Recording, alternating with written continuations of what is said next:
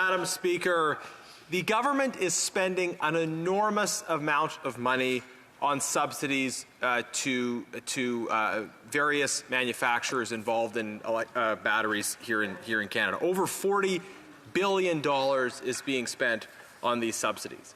So this subsidy plan will cost every single Canadian family about $3,000. Over $40 billion is being spent in total. That is $3,000 per family on this particular business subsidy program. And Conservatives are committed to always standing up for workers, which is why we have asked for clarity from the government about whether or not there are protections in the contracts, the subsidy contracts that they signed with companies for Canadian workers. Will Canadian workers actually benefit from this enormous outlay of taxpayer money? $3,000 per Canadian family, they would like to know, and they would like to know how much workers are going to benefit. And the Parliament Secretary is already eager to respond clearly. He's saying lots. He's saying they're going to benefit. Well, what we have asked for, quite simply, is that the government show its work, that they release these contracts to the public so we can know the impacts. The particular genesis for this demand is that we have found out that actually the companies involved are going to be hiring a large number of foreign replacement workers. So over $40 billion in Canadian taxpayers' money, and the Parliament Secretary seems to think this is funny. It's not funny. Over $40 billion in taxpayers' money, and money being used not to employ Canadian workers, but to hire foreign replacement workers who are going to come to Canada to do the job. So that's concerning, obviously. Did these contracts include protections for Canadian workers? Did they include guarantees for jobs for Canadians? We would like to know, because if the government left that out, if they just said we're going to give tens of billions of dollars to these companies, and we don't actually know if or how much Canadians are going to benefit, well, that would be seriously troubling. Which is why, again, we have insisted that we want to actually see these contracts. But consistently at committee, Liberals have been filibustering. They've been filibustering in the Government Operations Committee in order to block the release of these contracts. Now, for a while, we had all opposition parties, Conservative, Bloc, and NDP, standing together, prepared to vote in favor of ordering the production of these contracts. Liberals were against it. They were filibustering to block the release of these contracts. But then, tragically, we had a flip-flop from the NDP. Rather than standing with workers, as they like to say they do, the NDP flip-flopped and betrayed workers. So they said, actually, we don't need to see the contracts anymore. Shameful betrayal of workers from the NDP under pressure from their colleagues in the costly corrupt cover-up coalition. The Liberals put a little bit of pressure on their friends in the NDP with a little bit of filibustering. It wasn't even a very long filibuster, Madam Speaker, and I would know. It wasn't even a very long filibuster. And the NDP buckled under pressure. They betrayed workers.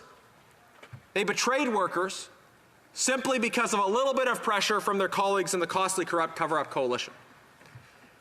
The only party that will stand consistently with workers in the House of Commons is the Conservative Party. So my question to the Parliamentary Secretary, and I hope we get an answer, rather than more of the kind of unrelated bluster that we often get from the government when asking direct questions, I hope we get a direct answer. What did the government offer the NDP, their colleagues in the costly cover-up coalition, to get them to change their position and flip-flop and betray workers? And why won't they release the contracts? The Honourable Parliamentary Secretary. Well, Madam Speaker, I suspect it had a lot to do with common sense. You know, the Conservatives like to talk about common sense, and I suspect the NDP, upon reflection and applying common sense, they came to the conclusion that what the Conservatives and the Bloc coalition was proposing maybe wasn't in the best interest of workers. I think that's a possible scenario. I would suggest that the member, you know, when he talks about releasing contracts or the details, you know, I think of the Volkswagen contract. Again, as a government, we recognize the green transition. We recognize things like climate change. We recognize that in order to be able to provide the good quality middle-class jobs, that we have to be prepared to invest in certain industries in a very real and tangible way.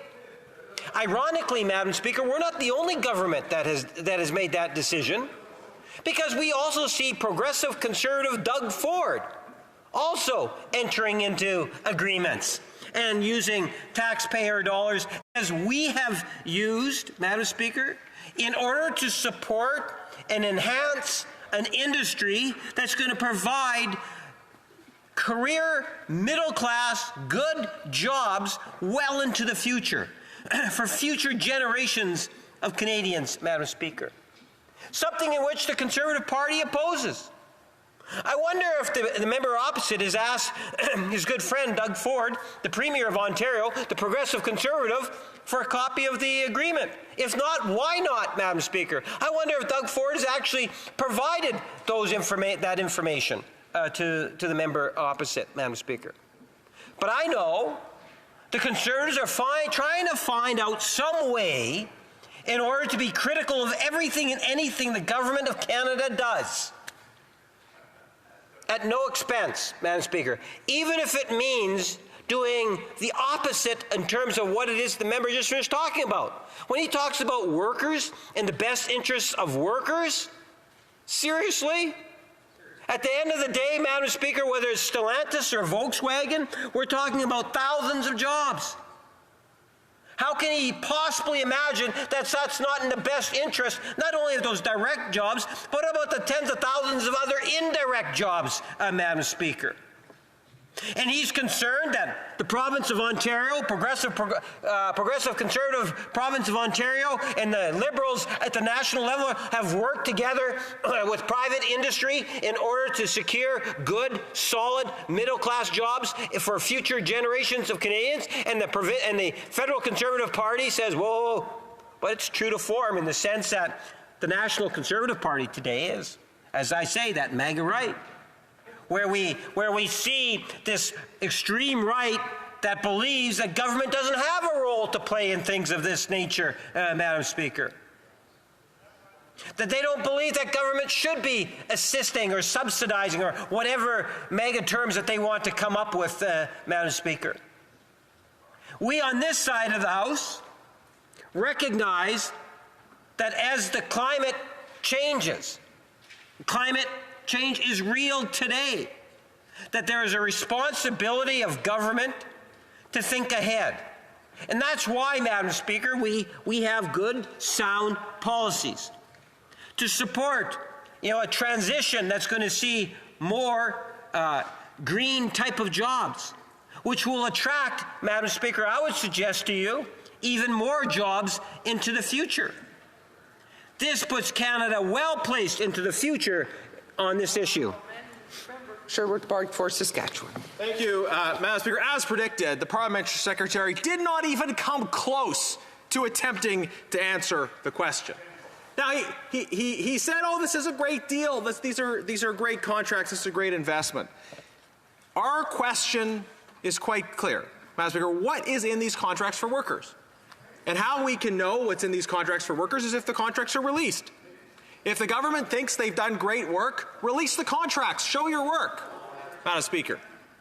Madam Speaker, what they're saying is we did great work on these contracts. There's great opportunities for workers, but we can't show you them. We can't show people what's actually going to be in there or not in there for workers.